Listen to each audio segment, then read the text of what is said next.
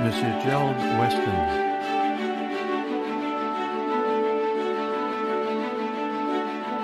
Satan, un maître dans l'art de distraire.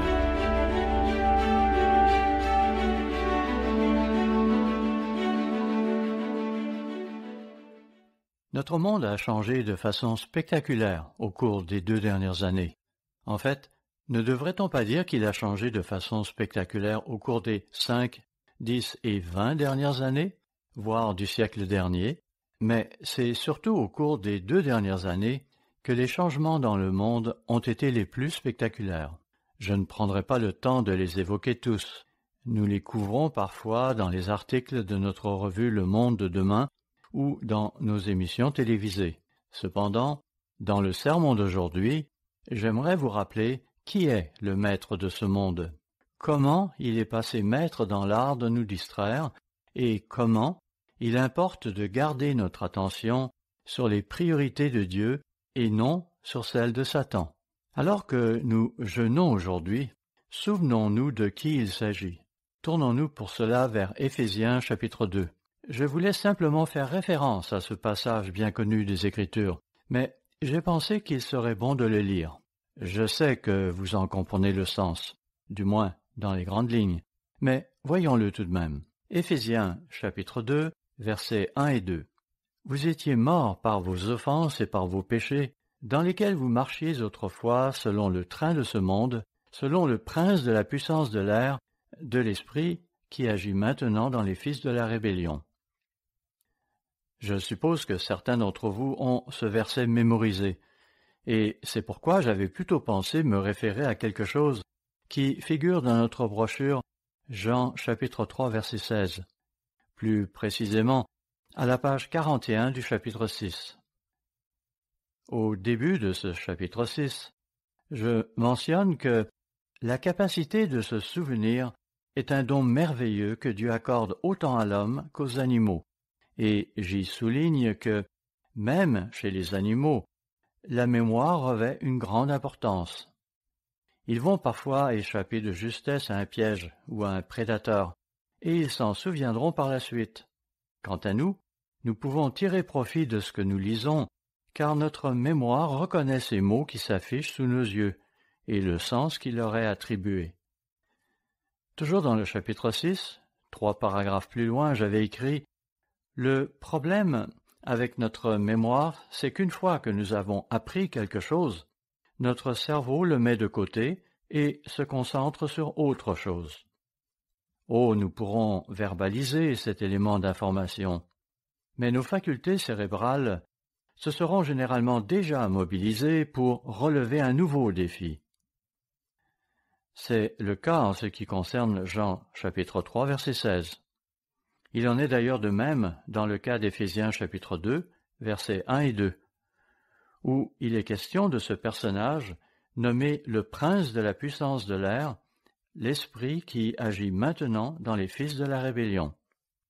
C'est lui qui dirige le cours de ce monde. Il est facile de lire ces mots sans vraiment réaliser comment ils s'appliquent à vous et à moi. Nous ne devons pas permettre que cela se produise, car ce sont là des énoncés très importants. Oui, il est le prince de la puissance de l'air, et comme M. Herbert W. Armstrong l'a souligné à juste titre, il travaillera essentiellement sur nos humeurs, nos attitudes et nos émotions, pas nécessairement en mettant des mots précis dans nos esprits. Bien qu'il puisse le faire, et il le fait parfois par l'entremise d'individus, qui sont peut-être possédés par des démons. Parmi les principales émotions qui s'observent dans le monde d'aujourd'hui, il y a celle de la colère, du conflit et de la controverse. Nous voyons aussi l'émotion générée par l'orgueil. Lorsqu'un individu est gonflé d'orgueil et qu'il s'imagine être ce qu'il n'est pas vraiment. Il nous faut veiller à ne pas céder à ce genre d'émotion, car l'orgueil est un péché mortel. Quand on y pense bien, c'est quelque chose dont Satan est rempli. C'est lui qui disait qu'il voulait monter au-dessus des cieux et qu'il voulait être comme le Très-Haut. Il n'était pas satisfait de ce qu'il avait, comme il est mentionné dans Ésaïe chapitre 14. Il voulait être quelque chose qu'il n'était pas. L'orgueil est quelque chose qui se met souvent en travers de nos relations avec les autres. On ne s'y tournera pas, mais laissez-moi vous lire ce que Proverbe chapitre 13, verset 10 dit à ce sujet. Proverbe chapitre 13, verset 10. C'est seulement par orgueil qu'on excite des querelles, mais la sagesse est avec ceux qui écoutent les conseils. Et quand on y pense sérieusement, la plupart de nos disputes, la plupart de nos conflits sont causés par l'orgueil. Lorsque nous observons l'impasse actuelle qui oppose la Russie à l'Ukraine, il est difficile de croire que le président Poutine amasserait autant de troupes à la frontière ukrainienne s'il n'avait pas l'intention de l'envahir. Mais ce qui se passe souvent, c'est que, à l'instar de deux garçons qui se disputent dans la cour d'école, aucun des deux ne tient vraiment à se battre, mais aucun des deux n'est pour autant prêt à céder, et cela à cause de sa fierté. La même chose se produit entre mari et femme, et même entre des individus dans l'Église. Cela vaut aussi en ce qui concerne les idées que nous pouvons avoir. On va les défendre bec et ongles, et on sera porté à accuser la partie adverse d'avoir tort. Il arrivera même parfois que des gens oublient pourquoi ils se disputent, mais ils n'en seront pas moins convaincus d'avoir raison. Frères et sœurs, comprenez-vous cela? Comprenons-nous vraiment ce que ces versets cherchent à nous dire? À savoir qu'il y a un esprit qui guide et qui influence le cours de ce monde? Le cours de ce monde inclut toutes les choses qui se passent autour de nous. Mais comprenez que cet esprit agira principalement sur les émotions, la colère, la convoitise et l'avidité des gens. En tant que membres de l'Église, nous ne pouvons pas nous permettre de succomber à cela. Ne nous laissons pas duper par les voies de ce monde. Restons sur nos gardes. Éphésiens chapitre 5, verset 14 dit « C'est pour cela qu'il est dit « Réveille-toi, toi qui dors, relève-toi d'entre les morts, et Christ t'éclairera. » L'apôtre Paul fait ici référence à un passage de l'Ancien Testament. Ce faisant, il dit aux Éphésiens, et à nous tous par extension, que nous devons être éveillés, que nous devons être vigilants, et nous relever en quelque sorte d'entre les morts, et qu'alors Christ nous éclairera. Verset 15. Prenez donc garde, afin de vous conduire avec circonspection, non comme des insensés, mais comme des sages. Le mot circonspection est un mot très intéressant. Il vient du français ou du latin, une de ces langues dont nous nous inspirons tant pour notre propre langue, la langue anglaise. Il se compose du terme circon, qui fait penser à une circonférence, et du terme spect, qui fait penser à un spectacle. Cela évoque donc l'idée de regarder attentivement autour de soi, de se concentrer sur quelque chose, donc de ne pas se comporter comme des fous, mais comme des sages. Frères et sœurs, considérons-nous vraiment ce qui se passe dans le monde? Il ne suffit pas de dire « Oh, il y a une guerre ici, il y a une famine là ». Demandons-nous plutôt « Comment ce monde m'affecte-t-il personnellement ?» Voilà ce qu'il nous faut faire à l'occasion de ce jour de jeûne. Pensons à ce qu'il nous faut changer dans notre vie, pas à ce que le monde devrait changer, parce que nous n'allons pas changer le monde. Par contre, nous pouvons nous changer, et nous devons nous changer. Nous devons être circonspects sur ce qui se passe et voir comment le prince de la puissance de l'air amène le monde à penser et à agir d'une certaine manière. Nous devons nous assurer de ne pas nous laisser prendre au piège par ce qu'il cherche à nous faire faire. Il réussit très bien en ce moment à provoquer la division, la colère et quantité de conflits, et la fierté est certainement un facteur dominant dans ce qui motive les gens actuellement. Je pense que certains des mandats qui nous ont été imposés dernièrement relèvent autant de l'orgueil que de la véritable science. Il y aura ceux qui ne s'y soumettront pas et qui diront « Personne ne va me dire quoi faire ». Agir ainsi, c'est faire preuve d'orgueil. Mais il y a aussi ces dirigeants qui n'auront pas obtenu ce qu'ils voulaient, qui n'auront pas réussi à rallier tout le monde à leur programme et qui se mettront alors à taquiner leurs citoyens, comme l'a fait récemment le président français à l'endroit des non-vaccinés. Là aussi, c'était une manifestation d'orgueil. Cela va donc dans les deux sens, comme nous pouvons le constater.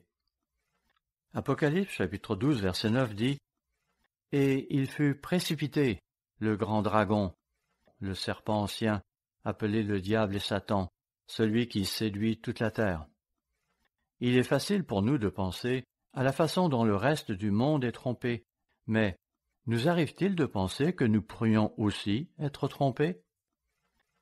Parfois, c'est lorsque nous pensons qu'il nous est impossible d'être trompés que nous le sommes le plus. J'ai appris cette leçon il y a longtemps. Parfois, lorsque j'avais été persuadé d'avoir raison, il s'est avéré que j'avais eu tort. Lorsque nous jeûnons, comme nous le faisons aujourd'hui, c'est le moment de se questionner à propos de notre capacité de juger si nous avons raison ou tort sur certaines choses. Cela ne signifie pas que nous avons tort sur tout. Cela ne veut pas dire non plus que nous devons nécessairement changer quelque chose. Mais nous devons certainement examiner notre attitude et ce qui motive notre façon de penser. Sommes-nous secoués par les émotions de ce monde, la colère de ce monde, les conflits de ce monde, la politique de ce monde et tout ce qui fait partie de ce monde? Nous laissons-nous affecter par cela? Nous ne sommes peut-être pas victimes de la confusion religieuse qui y règne, même s'il est toujours possible que nous soyons perturbés à propos de certains versets ici ou là. Nous parlons bien sûr du cours général de ce monde. Apocalypse 12, verset 9, parlant de Satan qui séduit toute la terre, ajoute « Il fut précipité sur la terre, et ses anges furent précipités avec lui. » Et j'entendis dans le ciel une forte voix qui disait « Maintenant, le salut est arrivé, ainsi que la puissance, le règne de notre Dieu et l'autorité de son Christ. Car il a été précipité, l'accusateur de nos frères, celui qui les accusait devant notre Dieu jour et nuit. Ainsi, l'accusateur de nos frères va être renversé. » Notez que si nous nous accusons les uns les autres, nous devrions nous demander de quel esprit nous sommes animés. Est-ce celui de Dieu ou celui de Satan? Parfois, dans l'Église, nous nous retrouvons dans cette situation où nous accusons quelqu'un de quelque chose dont nous ne sommes même pas sûrs. Ou encore, nous accuserons quelqu'un d'être en tort et nous nous emporterons à propos de tout et de rien.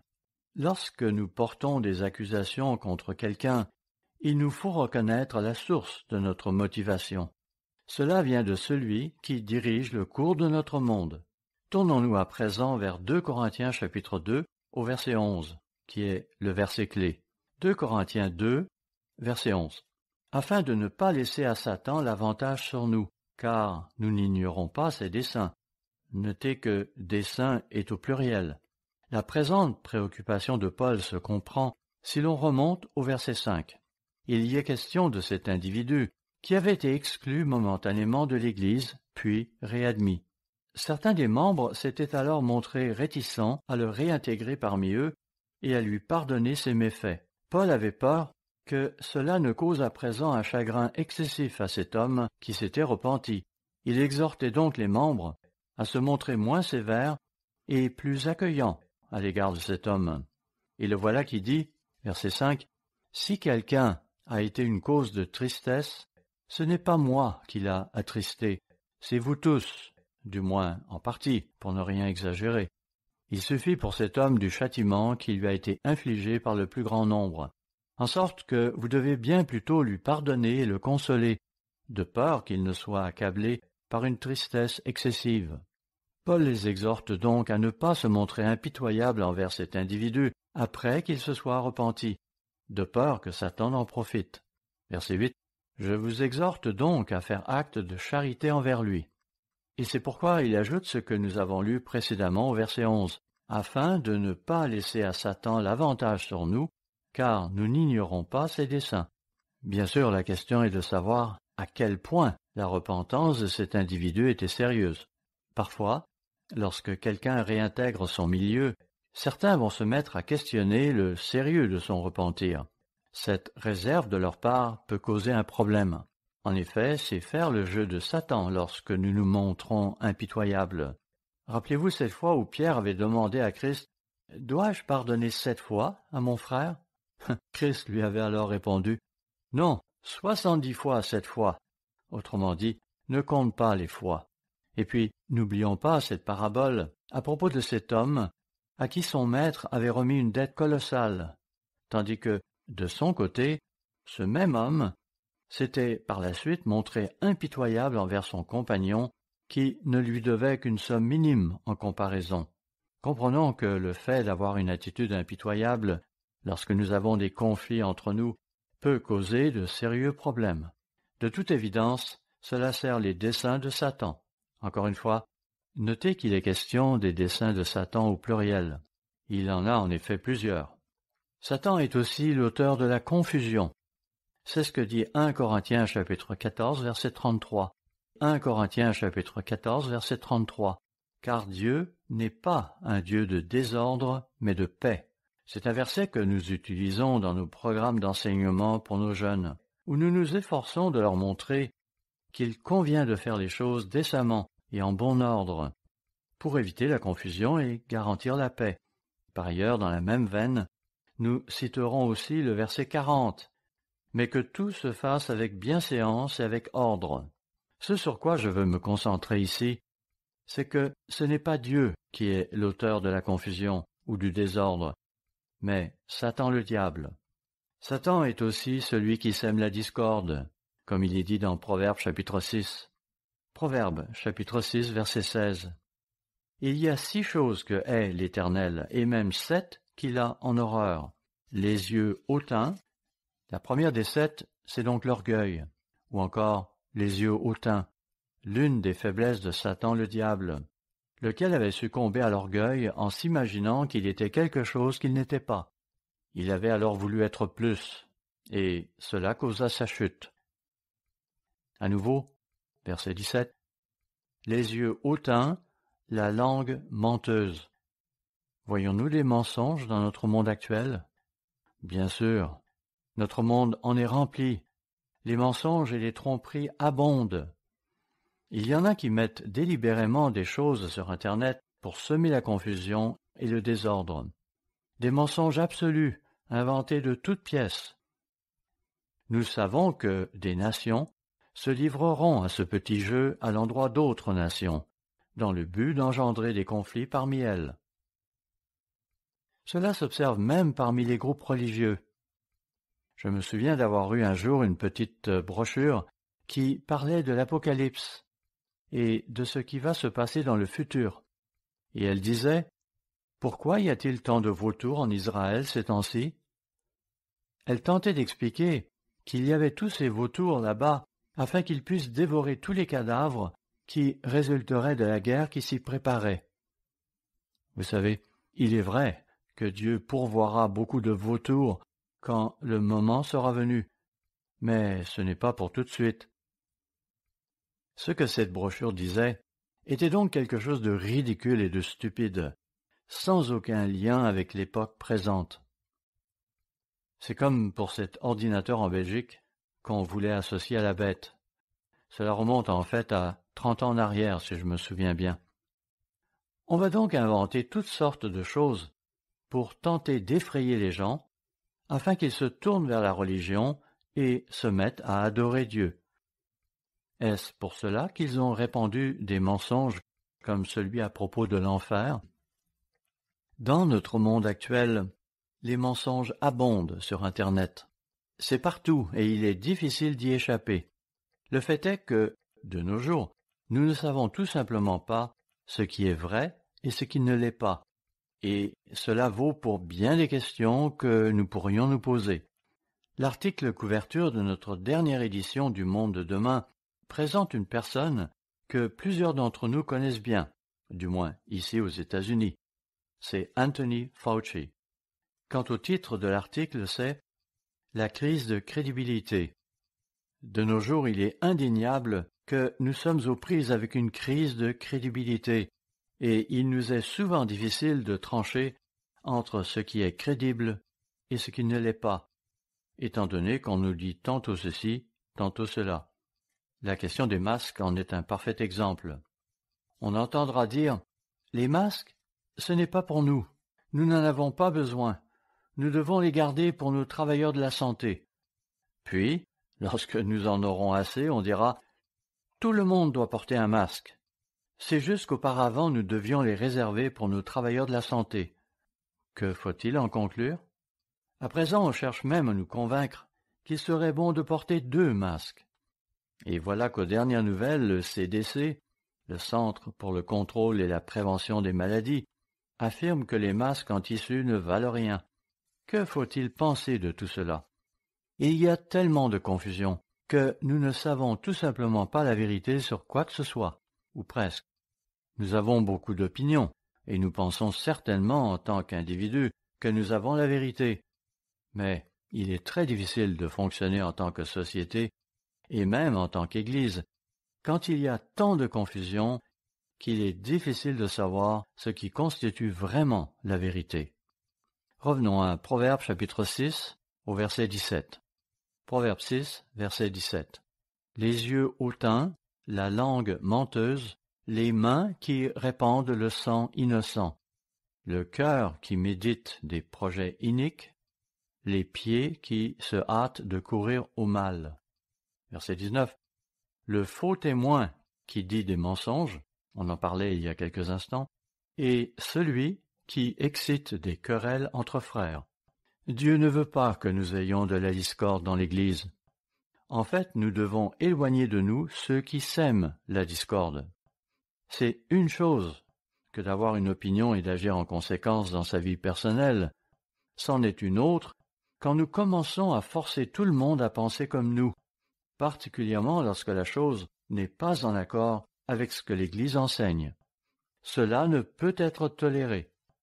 Donc, si nous voyons de la confusion et de la discorde dans l'Église, ce n'est pas de Dieu, mais du Dieu de ce monde.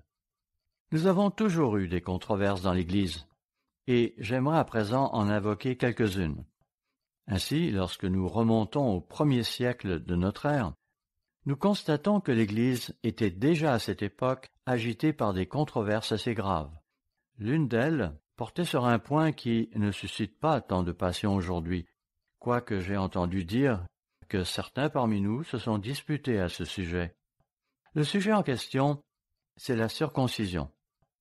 C'était assurément un sujet important à l'époque. À nouveau, ce n'est pas le cas aujourd'hui, sauf parmi une infime minorité d'entre nous. Rendons-nous donc à Galates, où il est beaucoup question de la circoncision. Je ne vais pas lire tous les versets à ce sujet. Je vous laisse le soin de le faire. Paul y parle autant des gentils que des juifs. Il se réfère souvent à eux en tant que circoncis ou incirconcis. Ce sujet occupait manifestement une part importante dans leur discussion. Concentrons-nous en particulier sur ce qui est dit dans Galates chapitre 2 au verset 3. Galates 2, verset 3. Mais Tite, qui était avec moi et qui était grec, ne fut même pas contraint de se faire circoncire. Il y était donc question de personnes qui voulaient contraindre certains à se faire circoncire, alors que d'autres s'y objectaient. Galates chapitre 2 parle donc d'une controverse majeure. Une controverse qui remonte probablement à, ou mène à la conférence dont il est question dans Actes chapitre 15. Eh bien justement, rendons-nous à Actes chapitre 15, où il est question de cette conférence qui eut lieu à Jérusalem. De quoi ont-ils parlé lors de cette conférence? Voyons-le. Actes 15, verset 1. Quelques hommes, venus de Judée, enseignaient les frères en disant « Si vous n'êtes circoncis selon le rite de Moïse, vous ne pouvez pas être sauvés. » C'était sérieux quand on y pense. Vous ne pouvez pas être sauvés si vous n'êtes pas circoncis. Bien sûr, cela ne s'appliquait qu'aux hommes. C'est là ce qu'on leur enseignait. C'est pourquoi Paul et Barnabas, ayant manifesté une vive opposition à ce sujet, il fut convenu qu'ils monteraient à Jérusalem, eux et quelques autres parmi eux, pour rencontrer les apôtres et les anciens, c'est-à-dire les dirigeants de l'Église, afin de régler la question. Et comme nous le savons, la question a été réglée. Nous y reviendrons un peu plus tard, mais passons d'abord à un autre sujet, celui des viandes offertes aux idoles. Nous apprenons dans 1 Corinthiens chapitre 8 que cela aussi suscitait de la controverse. De tels problèmes peuvent parfois surgir lorsque de nouvelles personnes viennent à l'Église ou que nous entrons en contact avec des personnes de l'extérieur. Ainsi, dans 1 Corinthiens chapitre 8 verset 1, il est dit, 1 Corinthiens chapitre 8 verset 1, « Pour ce qui concerne les viandes sacrifiées aux idoles, c'était un problème qui avait surgi et Paul devait maintenant le résoudre. Pour ce qui concerne les viandes sacrifiées aux idoles, donc, nous savons que nous avons tous la connaissance enfle. Pensez à tous ces conflits et problèmes que nous avons aujourd'hui à cause de ceux qui s'imaginent qu'ils en savent plus sur un sujet que n'importe qui d'autre. Oui, la connaissance enfle, mais l'amour édifie.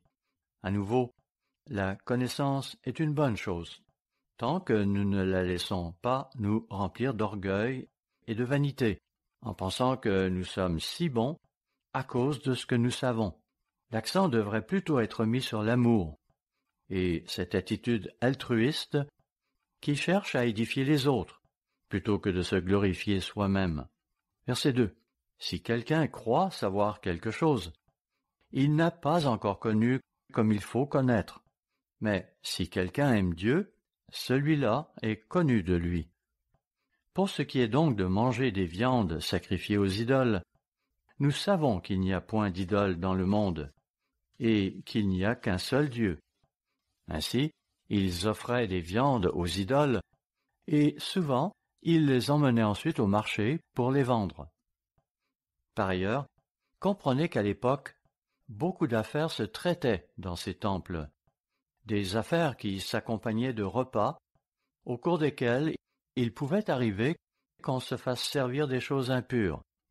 Pas impures au sens que les aliments l'étaient, mais peut-être parce que ceux-ci avaient au préalable été sacrifiés à une idole, ce qui ne modifie évidemment en rien l'ADN des protéines, le goût de la viande ou sa valeur nutritive. Verset 5. Car s'il est des êtres qui sont appelés dieux, soit dans le ciel, soit sur la terre, comme il existe réellement plusieurs dieux et plusieurs seigneurs, néanmoins pour nous, il n'y a qu'un seul Dieu, le Père, de qui viennent toutes choses et par qui nous sommes, et un seul Seigneur, Jésus-Christ, par qui sont toutes choses et par qui nous sommes. Mais cette connaissance n'est pas chez tous. Oui, tout le monde n'a pas cette compréhension qu'il n'y a qu'un seul vrai Dieu, et qu'il n'est pas comme une de ces idoles, une de ces images là-bas auxquelles nous brûlons quelque chose. Il est le Dieu vivant, là-haut dans le ciel, celui qui a créé toutes choses par son Fils Jésus-Christ. Nous avons cette connaissance, et c'est quelque chose que nous devrions apprécier. Poursuivons. Quelques-uns, d'après la manière dont ils envisagent encore l'idole, mangent de ces viandes comme étant sacrifiées aux idoles, et leur conscience, qui est faible, en est souillée.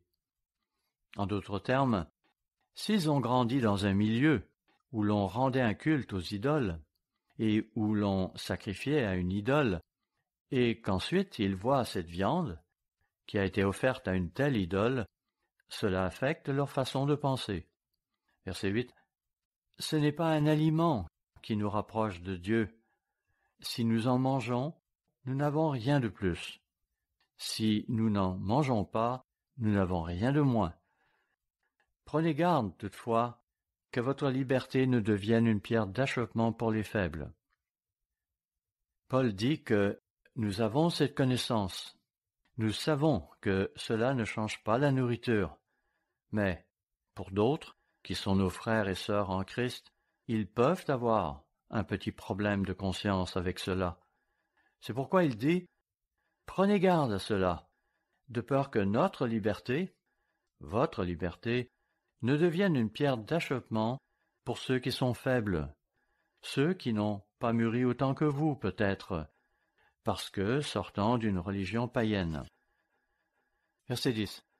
Car si quelqu'un te voit, toi qui as de la connaissance, assis à table dans un temple d'idoles, encore une fois, à l'époque, c'est dans ces temples que se traitaient les affaires. Entre parenthèses, on avait aussi l'habitude de traiter des affaires dans des bains publics.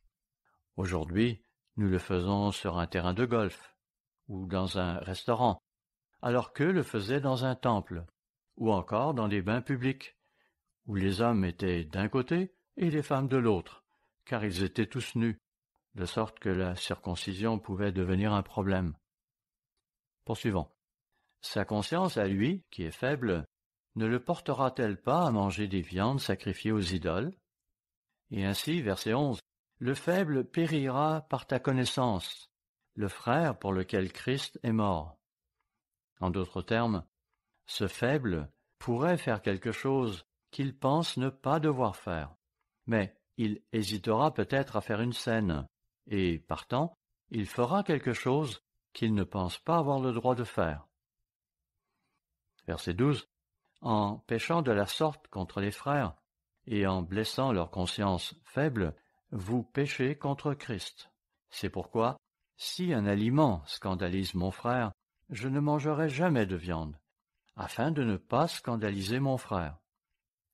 Ce qu'il faut retenir de tout cela, c'est que la question des viandes offertes aux idoles était un problème qui avait dû être traité au 1er siècle de notre ère, et l'apôtre Paul s'était penché sur la question. De toute évidence, cela avait donné lieu à des discussions et à des conflits. Il ne semble pas qu'ils aient été énormes, mais on s'était certainement penché sur les conflits que suscitait la pratique des viandes offertes aux idoles, à savoir si c'était acceptable ou non. Un tel, pour qui cela ne causait pas un cas de conscience, ne s'y opposait pas, alors que tel autre, dont la conscience le troublait, ne pouvait se résoudre à l'envisager. Voilà les conflits auxquels on était confronté là-bas. Ce même sujet est également abordé dans 1 Corinthiens chapitre 10, au verset 23, où on nous parle d'un important principe. Voyons-le. 1 Corinthiens chapitre 10, verset 23. Tout est permis, mais tout n'est pas utile. Tout est permis, mais tout n'édifie pas. Ainsi, il y a beaucoup de choses qui peuvent être légales. Par exemple, manger cette viande. Vous n'avez pas besoin de savoir si quelque chose est offert à une idole ou non. C'est de la viande et vous pouvez la manger. Mais est-ce nécessairement la meilleure chose à faire en toutes circonstances? Verset 24. Que personne ne cherche son propre intérêt, mais que chacun cherche celui d'autrui. En d'autres termes, cessez de penser à vous-même. Pensez également au bien-être de ceux qui vous entourent. Verset 25. Mangez de tout ce qui se vend au marché, car les choses offertes aux idoles seraient ensuite apportées au marché pour y être vendues.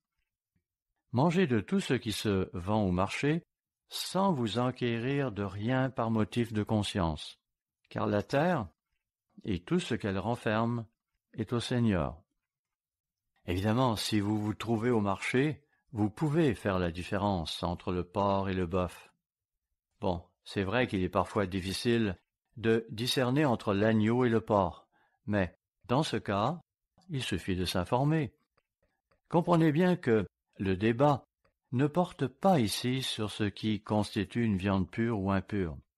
Non, ici on s'interroge sur la conduite à adopter face aux choses qui auraient au préalable été offertes aux idoles. Paul leur dit donc de manger tout ce qui est vendu au marché, c'est-à-dire de ne pas se soucier de savoir si cette viande a été offerte à une idole ou non. Si vous voyez que c'est un bon morceau de viande et que vous désirez l'acheter, alors achetez-le.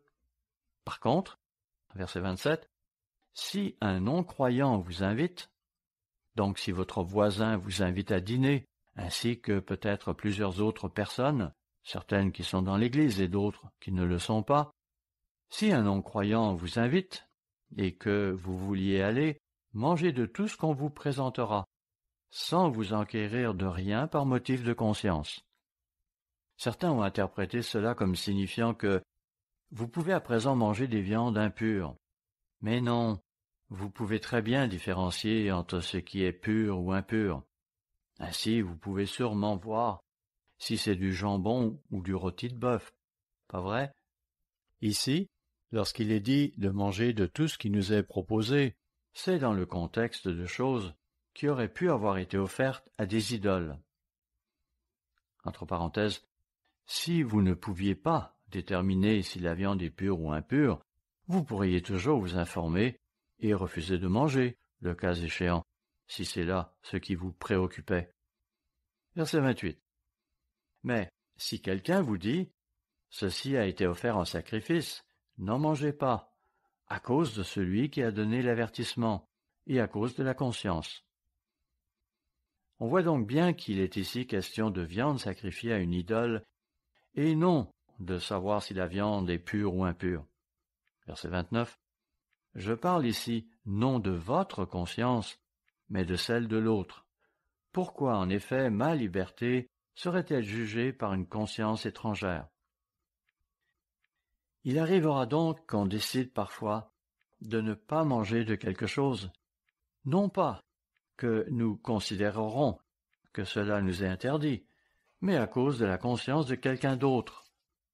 Ce pourrait, par exemple, être la personne qui nous aurait prévenu que la chose avait été, au préalable, offerte à une idole. Laissez-moi vous donner cet autre exemple. Je me souviens d'une jeune fille qui voulait faire un voyage d'une semaine avec ses camarades de classe. C'était organisé par l'école et inclurait quelques activités durant le sabbat. Cette jeune fille voulut alors savoir ce qu'il fallait faire. Et comme à cette époque, les choses dans l'Église se relâchaient un peu, on lui avait simplement conseillé de respecter le sabbat du mieux qu'elle pouvait. Elle avait donc décidé d'y aller. Ironie du sort, ce furent ses camarades de classe, lesquels savaient qu'elle avait coutume d'observer le sabbat, qui l'avaient alors questionnée quant à la pertinence de participer à cette sortie dans son cas. Nous voyons ainsi comment les décisions que nous prenons peuvent parfois amener les autres à s'interroger. Dans le cas particulier que nous avons vu tantôt, dans 1 Corinthiens chapitre 10, il était question de ce voisin qui invite plusieurs personnes à dîner, certaines faisant peut-être partie de l'Église et d'autres pas. Si l'un des membres présents murmurait alors quelque chose à l'oreille d'un autre membre également présent, à l'effet que telle ou telle chose aurait pu avoir été offerte à une idole, cela pourrait devenir un problème pour cette autre personne, et il serait alors indiqué de s'abstenir de manger. Poursuivons. 1 Corinthiens 10, verset 31. Soit donc que vous mangiez, soit que vous buviez, soit que vous fassiez quelque autre chose, faites tout pour la gloire de Dieu. Oui, faites-le à la gloire de Dieu et non pour vous enorgueillir. Verset 32. Ne soyez en scandale ni aux Grecs, ni aux Juifs, ni à l'Église de Dieu. De la même manière que moi aussi, je m'efforce en toutes choses de complaire à tous, cherchant non mon avantage, mais celui du plus grand nombre, afin qu'ils soient sauvés. Paul était donc très prudent quant à des choses de ce genre, ne voulant pas causer d'offenses inutiles et préférant sacrifier certains de ses propres désirs au profit de ceux qui l'entouraient. D'autres disputes sont mentionnées dans le Nouveau Testament. Par exemple, comment sommes-nous justifiés? Est-ce par les œuvres de la loi ou par la foi? C'est là une controverse majeure à laquelle Paul a dû faire face à plus d'une occasion. Et puis, Nous avons aussi ces controverses du type « un tel se réclamera de Paul et tel autre d'Apollos ». On dira « c'est lui, mon ministre préféré ». Ce sont là des choses que nous entendrons de temps en temps. Cela dit, je peux comprendre qu'il y ait des personnes avec lesquelles nous allons nous identifier plus facilement qu'avec d'autres, mais il ne faut pas pousser cela trop loin. Dans 1 Corinthiens chapitre 3 verset 1, il est dit « Pour moi, frères, ce n'est pas comme à des hommes spirituels que j'ai pu vous parler, mais comme à des hommes charnels, comme à des enfants en Christ. Je vous ai donné du lait, non de la nourriture solide, car vous ne pouviez pas la supporter, et vous ne le pouvez pas même à présent, parce que vous êtes encore charnels. » Verset 3. En effet, puisqu'il y a parmi vous de la jalousie et des disputes, n'êtes-vous pas charnels, et ne marchez-vous pas selon l'homme? Notez-le, il parle de jalousie, de dispute, de division. Verset 4. Quand l'un dit « Moi je suis de Paul » et un autre « Moi d'Apollos », n'êtes-vous pas des hommes? On va défendre l'opinion de tel ministre par opposition à l'opinion supposée de tel autre ministre. Il y a aussi la controverse suscitée par les adeptes du véganisme, et il y a des passages qui le mentionnent clairement. Nous y reviendrons dans un instant. Il y a aussi la question de se marier ou de ne pas se marier. Il y en a en effet qui interdisent de se marier. Revenons à des temps plus récents, parce que, en plus de celles dont parlent les Écritures, l'Église a aussi connu quelques controverses ces dernières années. Ainsi, pendant 40 ans, des controverses ont surgi de temps à autre à propos du jour où l'on devrait célébrer la Pentecôte, dimanche ou lundi. M. Herbert Armstrong a insisté pendant 40 ans que ce devait être lundi, et la Bible anglaise lui donnait des raisons valables pour le penser. Mais lorsque M. Armstrong s'est rendu compte que, selon la méthode juive de calculer la date de l'événement, c'était différent, il n'a pas tardé à faire volte-face, déclarant qu'il avait eu tort et que la Pentecôte devait bel et bien être observée un dimanche. Il a eu l'humilité de le reconnaître et a donc introduit le changement sans tarder. Ainsi, quand nous considérons les controverses que nous avons aujourd'hui, elles nous apparaissent bien petites en comparaison. Pourtant, Dieu n'a pas cessé de bénir son œuvre pendant toutes ces années où nous observions la Pentecôte le mauvais jour. Quand j'ai commencé à fréquenter l'Église, je crois que c'était en 1964, j'ai bien sûr observé la Pentecôte un lundi, comme tout le monde, car la façon dont M. Armstrong l'expliquait faisait du sens, et je l'ai fait pendant 10 ans, jusqu'à ce que M. Armstrong passe le dimanche en 1974. Quant à ceux qui le critiquaient durant toutes ces années, où sont-ils à présent?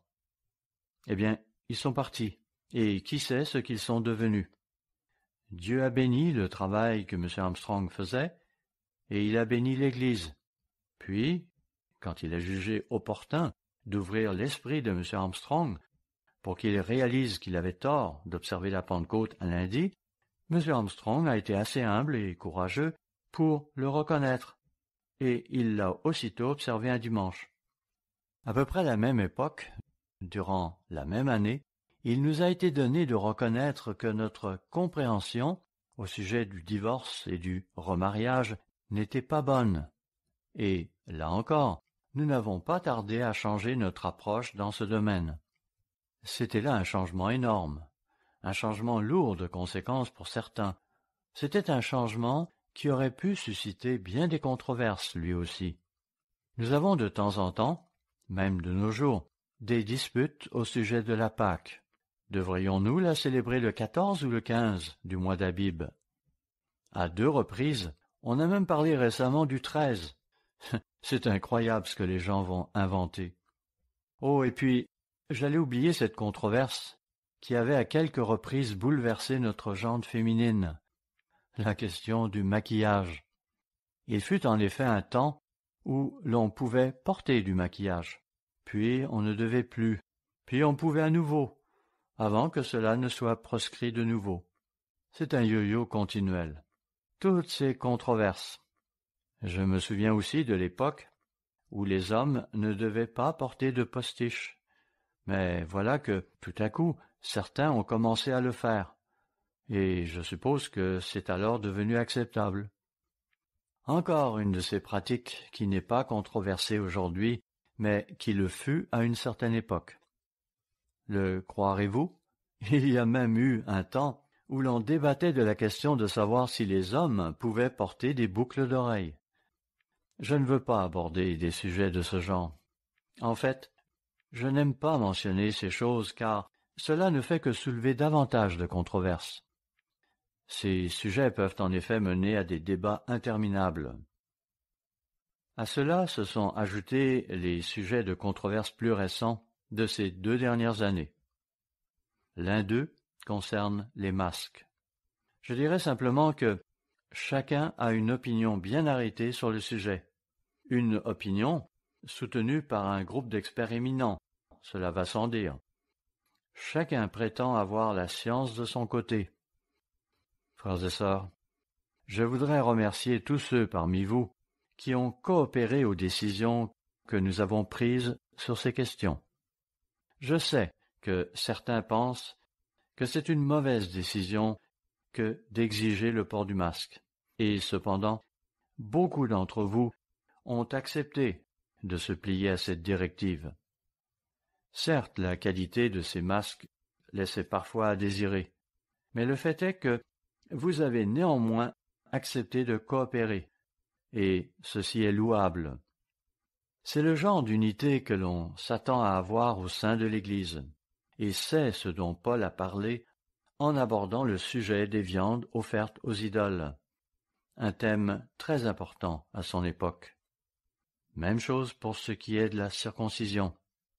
Je suis persuadé que lorsque la décision à propos de la circoncision a été prise, tout le monde ne l'a pas immédiatement acceptée.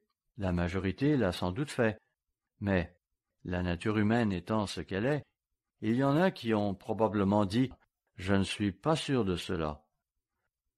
Frères et sœurs, à nouveau, je vous remercie sincèrement pour la formidable coopération que nous avons eue dans l'Église, pour l'harmonie que nous avons eue dans l'ensemble de l'Église du Dieu vivant. Tout n'a pas été parfait, nous le comprenons, mais merci pour votre coopération et pour votre compréhension, alors que nous avions à traverser ces périodes difficiles. Bien sûr, il y a aussi le sujet de la vaccination. C'est là que vous pouvez trouver des vérités et des contre-vérités des deux côtés de la problématique. J'ai parfois reçu des lettres, des courriels et des commentaires de personnes qui se demandaient pourquoi l'Église n'agit pas. Certains nous demandent de montrer que les vaccins sont une invention du diable, que nous ne devrions jamais en avoir un, et que toute personne qui accepte de se faire vacciner manque de foi. Inversement, nous recevons aussi des lettres de personnes qui se demandent pourquoi l'Église hésite à nous demander à tous de faire ce qui est moral, ce qui devrait être un devoir civique. Ceux-là veulent qu'on se fasse vacciner pour protéger les autres. Nous avons donc les deux côtés de la médaille. Pensez-y, frères et sœurs.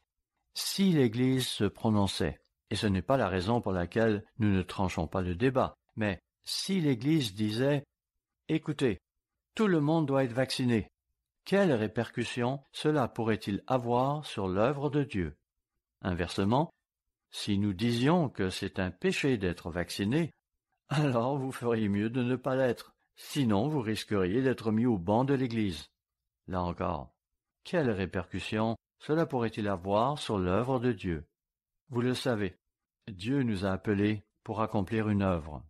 Il ne nous a pas appelés pour que nous nous laissions entraîner dans toutes ces disputes qui agitent ce monde. Nous n'ignorons pas qui est en arrière de toute cette confusion, qui est à l'origine de la crise de crédibilité qui sévit dans notre société actuelle. Il y a tant de mensonges, tant de faux pas, et parfois, ce sont juste des erreurs honnêtes que les dirigeants ont faites. Ce n'est pas qu'ils sont mauvais, c'est juste qu'ils voient les choses sous un certain angle à un moment donné, puis de nouveaux faits apparaissent et ils peuvent alors changer d'avis. Cependant, il est vrai qu'il y a une crise de crédibilité, et celle-ci tient au fait qu'il y a beaucoup d'orgueil, que certains poursuivent un certain agenda, qu'il y a eu des déformations délibérées et qu'il y a beaucoup de politique dans tout cela. Chez nous, aux États-Unis, nous assistons à des divergences d'opinion radicales d'une présidence à l'autre, notamment en ce qui a trait à la vaccination. C'est ça la politique. Je ne prends pas parti là-dessus. Dire que Fauci a dû travailler sous l'une puis sous l'autre présidence. À nouveau, il y a des vérités et des contre-vérités des deux côtés. Ceux qui sont pour la vaccination clament que la pandémie est la faute des non-vaccinés. Qu'en est-il dans les faits? Eh bien, le fait est que, peu importe que l'on soit vacciné ou non, on peut attraper ce virus et le transmettre à d'autres. Je viens d'entendre aux nouvelles, pendant que je me rendais au travail, qu'un avion en provenance d'Australie et à destination de Samoa a dû faire demi-tour parce que 14 personnes à bord avaient testé positives au Covid-19. Elles avaient été testées négatives avant leur départ, mais je suppose qu'elles ont dû contracter le virus par la suite, et cela en dépit du fait qu'elles étaient toutes pleinement vaccinées. Donc, quand nous parlons d'une pandémie des non-vaccinés, ce n'est pas nécessairement vrai. Il est une chose que certains qui sont opposés à la vaccination ne vont peut-être pas admettre, c'est que les vaccinés qui contractent le virus présenteront généralement des symptômes moins graves et la maladie les affectera généralement moins gravement que les non-vaccinés. D'ailleurs, ceci s'applique apparemment aussi à ceux qui ont contracté le virus auparavant, ce qui leur a permis d'acquérir une immunité naturelle, s'ils ont survécu à la première infection, bien sûr. On pourra citer les statistiques qui font état du nombre de décès dus au vaccin. Il y en aurait 21 000, selon le rapport VAERS. Mais il faut aussi considérer combien de personnes sont mortes pour ne pas avoir été vaccinées. Il y a donc des arguments des deux côtés, et certains arguments sont meilleurs que d'autres, mais le fait est qu'il existe des pour et des contre aux deux alternatives. Certaines personnes disent que c'est une obligation morale de se faire vacciner. D'accord, c'est basé sur le fait que je pourrais vous donner le virus si je ne suis pas vacciné. Mais si vous êtes vacciné et que vous le donnez à quelqu'un, alors je dirais que cet argument moral tombe. Pas vrai? On a dit que le vaccin a été testé de manière approfondie et qu'il a été déclaré sûr. Eh bien, pour la plupart, c'est probablement vrai. Cependant, pour certains de ces vaccins, ce n'est pas si sûr. Et la preuve, c'est que des problèmes ont été soulevés en ce qui concerne certains d'entre eux, et des pays ont même refusé l'usage d'un ou deux de ces vaccins pendant un certain temps, afin d'examiner l'effet de plus près. De plus, y a-t-il quelqu'un sur cette terre qui peut nous dire quels seront les effets à long terme de ces vaccins? Il y a ceux qui prétendent qu'un désastre nous attend, que tous ceux qui ont été vaccinés vont tomber malades et mourir.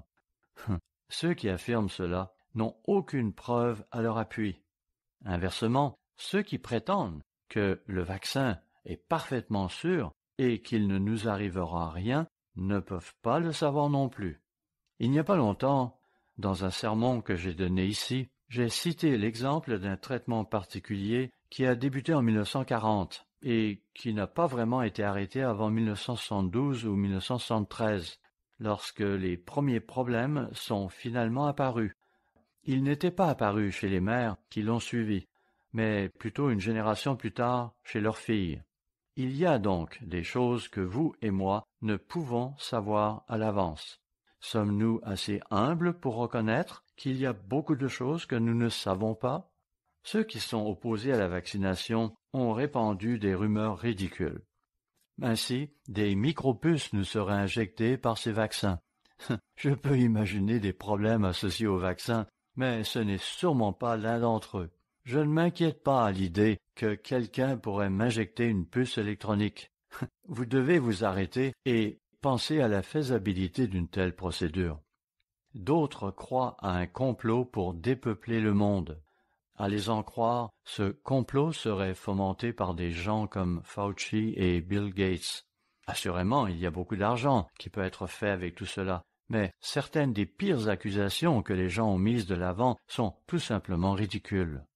Voyons maintenant 2 Timothée chapitre 1, verset 7, où il est dit, 2 Timothée chapitre 1, verset 7, « Car ce n'est pas un esprit de timidité que Dieu nous a donné. Au contraire, son esprit nous remplit de force, d'amour et de sagesse. » Franchement, certaines de ces choses ne viennent pas d'un esprit saint.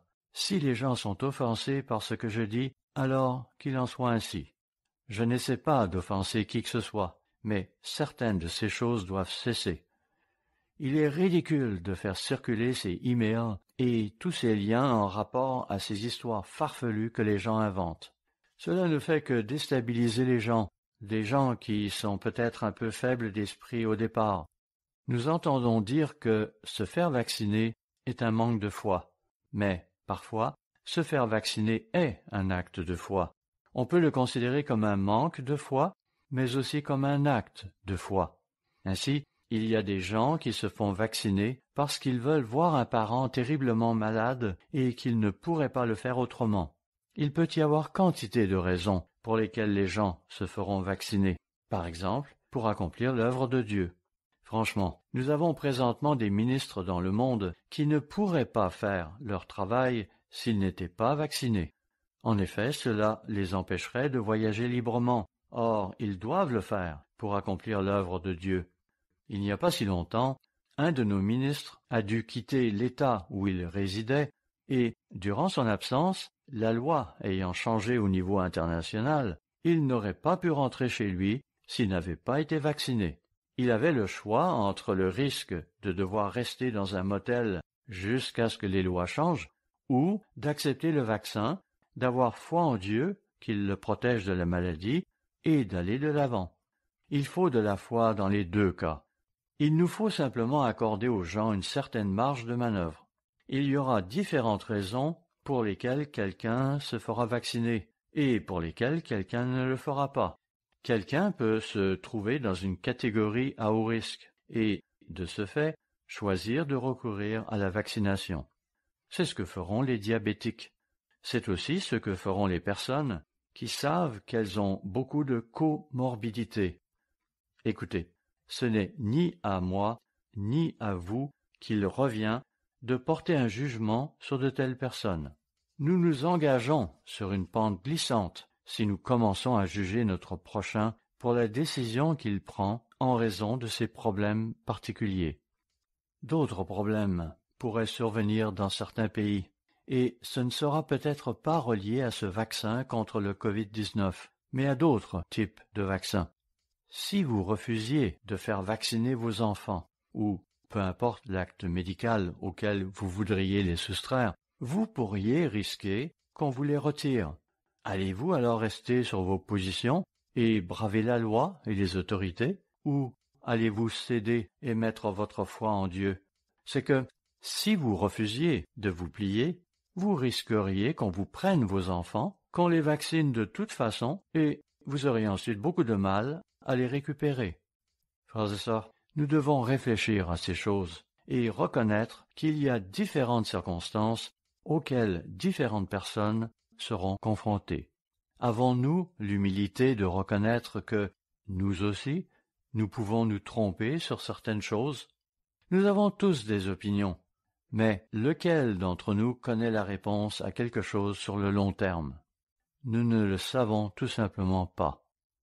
C'est à cela que sert le jeûne, à s'humilier, à reconnaître que nous pouvons nous tromper et à faire preuve d'une certaine réserve avant de juger notre prochain.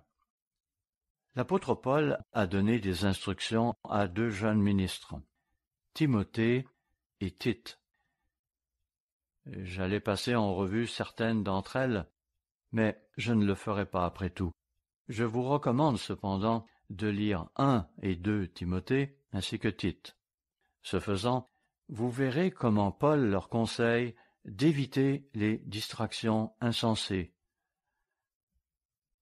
Ainsi, évitons des disputes portant sur des mots, des généalogies, des choses de ce genre. Évitez ces distractions et ces disputes insensées. C'est ce que Paul a recommandé à ses 2 jeunes ministres.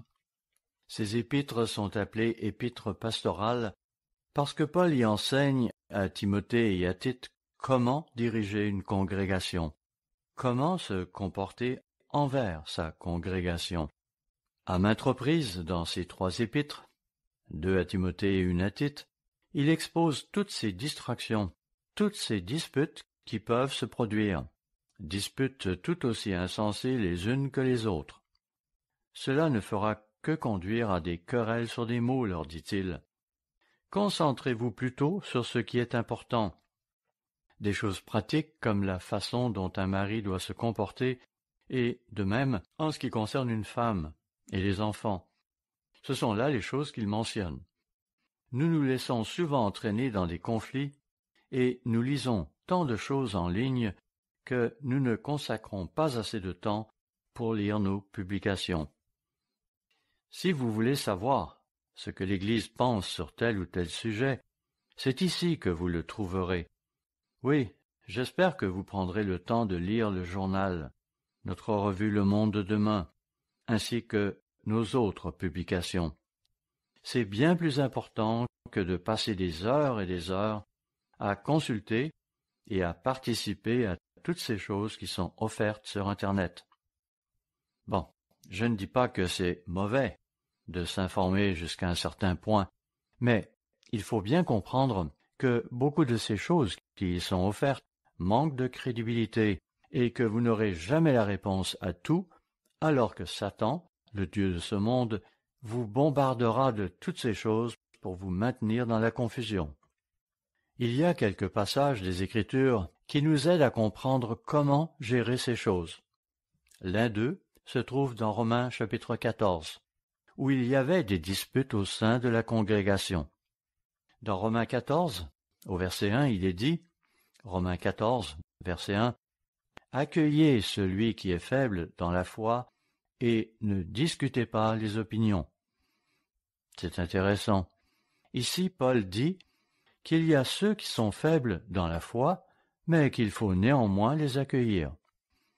Vous pouvez penser que l'autre personne est faible dans la foi, mais peut-être que celle-ci pense que vous êtes faible dans la foi.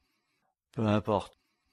Vous verrez peut-être quelqu'un qui ne pense pas comme vous sur un point, et cela pourrait vous amener à conclure qu'il est faible dans la foi. S'il en est ainsi, gardez cela pour vous. Dieu dit de recevoir celui qui est faible dans la foi et de ne pas discuter avec lui de ces choses. Verset 2. Tel croit pouvoir manger de tout, tel autre, qui est faible, ne mange que des légumes. Il n'est pas question ici de viande pure et impure, mais de végétarisme, de véganisme. Voyons aussi 1 Timothée chapitre 4, verset 1. 1 Timothée chapitre 4, verset 1. Mais l'Esprit dit expressément que, dans les derniers jours, quelques-uns abandonneront la foi pour s'attacher à des esprits séducteurs et à des doctrines de démons, par l'hypocrisie de faux docteurs portant la marque de la flétrissure dans leur propre conscience. Ils prescrivent de ne pas se marier. Il y a effectivement des églises qui interdisent à leurs prêtres de se marier. Ils prescrivent de ne pas se marier et de s'abstenir d'aliments que Dieu a créés pour qu'ils soient pris avec action de grâce par ceux qui sont fidèles et qui ont connu la vérité. Il n'est pas ici question de viande pure et impure, comme certaines de nos sermonnettes ont dû vous l'expliquer. Verset 5. Parce que tout est sanctifié par la parole de Dieu et par la prière. La parole de Dieu est bien entendu ce livre, la Bible. Or, que dit ce livre à propos de ce qui est sanctifié, de ce qui est mis à part pour servir de nourriture, par opposition à ce qui ne l'est pas? Dans Romains 14, Paul avait parlé de quelqu'un qui peut être faible dans la foi et qui ne mange que des légumes. Cela dit, il y a ceux qui sont partisans du véganisme par choix personnel. Mais il y a aussi ceux qui viennent peut-être d'un milieu comme les adventistes du 7e jour, des gens qui n'ont jamais mangé de viande de toute leur vie et cela non pas parce qu'ils croient que c'est mal de manger de la viande, mais parce qu'ils ne peuvent tout simplement pas se résoudre à le faire. Ils sont peut-être un peu faibles dans la foi de ce côté-là. Mais Paul dit qu'il faut faire bon accueil à une telle personne, et ne pas se lancer dans des disputes avec elle, surtout sur des sujets controversés et dont la nature ne fait pas l'unanimité. À nouveau, Romains 14, versets 1 à 3.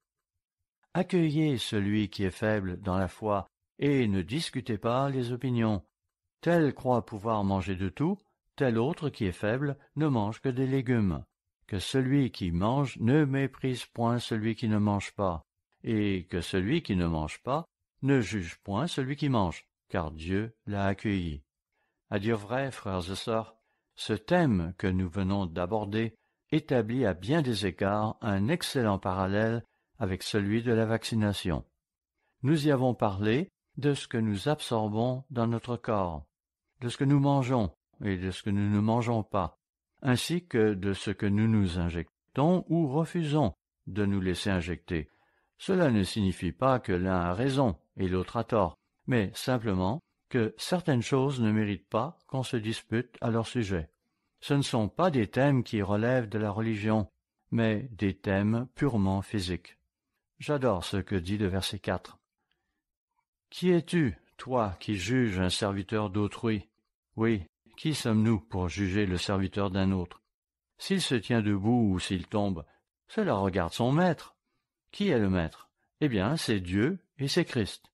Et qui sont les serviteurs? C'est nous. Mais il se tiendra debout, car le Seigneur a le pouvoir de l'affermir. » Puis il est question d'estimer un jour de préférence à un autre. Et nous avons un article ou une lettre à ce sujet. Ici, il est question d'estimer un jour de préférence à un autre, et nous pensons que cela fait référence au fait de jeûner, et non au fait de faire une distinction entre un jour quelconque et un jour de sabbat, voire un jour de sabbat annuel, lesquels sont clairement définis par Dieu. La Bible contient parfois des énoncés qui ne sont pas très clairs, comme ici, mais cela ne justifie pas qu'on laisse tout tomber. Il semble bien qu'il soit question ici de ce que l'on mange dans certaines circonstances. Ainsi, pour les catholiques, ils ne mangeront pas de viande le vendredi pour une certaine raison. De même, à Rome, certains n'achetaient peut-être pas leur viande ou ne mangeaient pas certaines choses en un certain jour, parce qu'ils savaient que celle-ci était offerte à des idoles ce jour-là, ou pour toutes sortes d'autres raisons. Nous ne connaissons pas tout le contexte, mais il n'est pas impossible que quelque chose se passait ici qui n'impliquait ni les viandes pures et impures, ni un jour de culte particulier. Romains, chapitre 14, verset 7. En effet, nul de nous ne vit pour lui-même, et nul ne meurt pour lui-même. Car si nous vivons pour le Seigneur, et si nous mourrons pour le Seigneur. Soit donc que nous vivions, soit que nous mourions, nous sommes au Seigneur.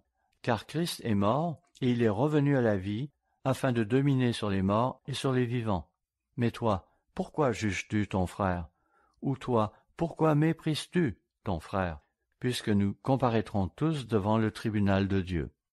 Puis au verset 14, Paul dit qu'il n'y a rien d'impur en soi, qu'on devrait plutôt attribuer à ce mot le sens de commun, ce qui laisse supposer qu'il s'agissait plutôt de quelque chose qui aurait été offert à des idoles. Verset 15. Mais si pour un aliment ton frère est attristé, tu ne marches plus selon l'amour. Ne cause pas par ton aliment la perte de celui pour lequel Christ est mort. Puis au verset 20. Pour un aliment, ne détruis pas l'œuvre de Dieu. En vérité, toutes choses sont pures, mais il est mal à l'homme, quand il mange, de devenir une pierre d'achoppement. Il est bien de ne pas manger de viande, de ne pas boire de vin, et de s'abstenir de ce qui peut être pour ton frère une occasion de chute, de scandale ou de faiblesse. Cette foi que tu as, garde-la pour toi devant Dieu. Heureux celui qui ne se condamne pas lui-même dans ce qu'il approuve. Mais celui qui a des doutes au sujet de ce qu'il mange est condamné, parce qu'il n'agit pas par conviction. Tout ce qui n'est pas le produit d'une conviction est péché. Il y a des gens qui ne feront pas certaines choses parce qu'ils n'ont pas la foi pour le faire. alors n'insistez pas. Revenons brièvement à Actes chapitre 15, où se trouve un élément dont la compréhension nous échappe parfois. Il s'agit de la circoncision. Des hommes venus de Judée enseignaient les frères, disant, verset 1, « Si vous n'êtes pas circoncis selon le rite de Moïse, vous ne pouvez être sauvés. » Un grand débat et une vive discussion s'ensuivit, et Paul et Barnabas furent envoyés à Jérusalem, où la question fut abordée devant les apôtres et les anciens. Et finalement, après avoir longuement débattu de la question, Pierre se leva, disant, verset 7, « Hommes, frères, vous savez que, dès longtemps, Dieu a fait un choix parmi vous, afin que, par ma bouche, les païens entendent la parole de l'Évangile et qu'ils croient. Et Dieu, qui connaît les cœurs, leur a rendu témoignage, en leur donnant le Saint-Esprit comme à nous. Il n'a fait aucune différence entre nous et eux, ayant purifié leur cœur par la foi. Maintenant donc, pourquoi tentez-vous Dieu en mettant sur le cou des disciples un joug que ni nos pères ni nous n'avons pu porter. » Verset 11. « Mais c'est par la grâce du Seigneur Jésus que nous croyons être sauvés, de la même manière qu'eux. » Toute l'assemblée garda le silence, et l'on écouta Barnabas et Paul, qui racontèrent tous les miracles et les prodiges que Dieu avait faits par eux au milieu des païens. Lorsqu'ils eurent cessé de parler, Jacques, le demi-frère de Jésus qui présidait l'église mère de Jérusalem, Jacques prit la parole pour annoncer la décision prise par le concile, à savoir que les païens n'avaient pas besoin d'être circoncis. Notez cependant ce qui eut lieu peu après. Dans Actes chapitre 16, au verset 1, on lit, Actes 16, verset 1, « Il s'agit de Paul, se rendit ensuite à Derbe et à Lystre. Et voici, il y avait là un disciple nommé Timothée, fils d'une femme juive fidèle et d'un père grec. Les frères de Lystre et d'Icône rendaient de lui un bon témoignage. Paul voulut l'emmener avec lui, et, l'ayant pris, il le circoncit, à cause des Juifs qui étaient dans ces lieux-là, car tous savaient que son père était grec. En passant par les villes, il recommandait aux frères d'observer les décisions des apôtres et des anciens de Jérusalem. Il s'agit là de décisions prises par l'Église, notamment celles que nous venons de mentionner dans le chapitre précédent, Actes chapitre 15. Notez cependant que Paul a néanmoins circoncis Timothée, même si, suite aux décisions prises lors du concile de Jérusalem, il n'était plus tenu de le faire. C'était un choix personnel que Paul avait fait. Verset 5. Les églises se fortifiaient dans la foi et augmentaient en nombre de jour en jour. J'aimerais maintenant terminer par ces deux derniers points. Il y a tout d'abord cette question que certains veulent élucider. Pourquoi l'Église ne prend-elle pas une décision ferme sur tel ou tel point? Par exemple, pourquoi l'Église ne se prononce-t-elle pas plus clairement sur la question des vaccins? Ce n'est pas le cas. Nous avons bien pris une décision. Oui, en nous basant sur les Écritures, nous en sommes venus à considérer cela comme une décision personnelle. C'est là la décision que nous avons prise. Ainsi, lorsque vous nous faites parvenir des lettres pour nous amener à faire un choix en faveur de tel ou tel point de vue, ce que vous dites en réalité, c'est que vous n'êtes pas d'accord avec la décision que nous avons prise. Bon, il est possible que cette décision ne fasse pas votre bonheur, mais c'est celle que nous avons adoptée. Cela dit, je crois sincèrement que celle-ci rallie l'opinion de la plupart de nos membres. C'est du moins l'impression que nous avons lorsque nous rendons visite à nos églises. Nous vivons certes en des temps très difficiles, et la grande majorité de nos membres, peu importe leur choix personnel sur tel ou tel point, le reconnaissent volontiers. Nous allons prendre certaines décisions, et l'Église devra le faire selon ce qu'elle juge approprié. Et certaines de ces décisions doivent être des décisions personnelles. Tous, moi comme vous, nous devrons comparaître devant le tribunal de Christ pour répondre de nos actes ainsi que des décisions que nous aurons prises. Cessons donc de forcer les autres à faire les choses à notre façon. Je vais passer sous silence certaines des responsabilités que Dieu nous a confiées pour accomplir l'œuvre. car je crois que nous avons un certain nombre de sermons à ce sujet. Le fait est que nous avons un travail à accomplir. La fin approche, et il y aura des moments où nous devrons nous serrer les coudes lorsque les persécutions nous arriveront. Je ne sais pas exactement quand et comment cela se produira, mais cela va venir, et il nous faudra alors nous serrer les coudes. Enfin, et ce sera mon deuxième point, j'aimerais terminer par quelque chose que notre pasteur local, ici à Charlotte, écrivait récemment. Comme vous le savez, M. John Strain émet souvent des commentaires dans le bulletin que nous publions chaque semaine. Ainsi, il a dit récemment « Le jeûne a pour but de nous rendre plus humbles.